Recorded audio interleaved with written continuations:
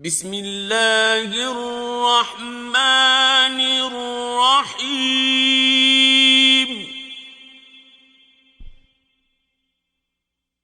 قل یا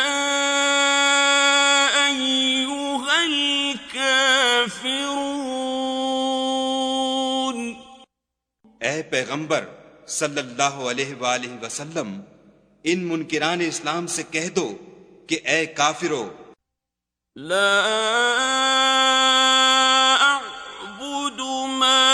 تعبدون،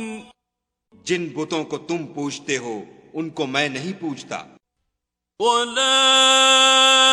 انتم عابدون ما اعبد، اور جس خدا کی میں عبادت کرتا ہوں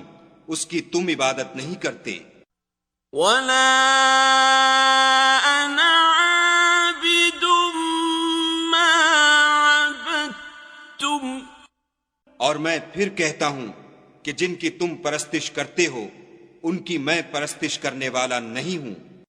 ولا انتم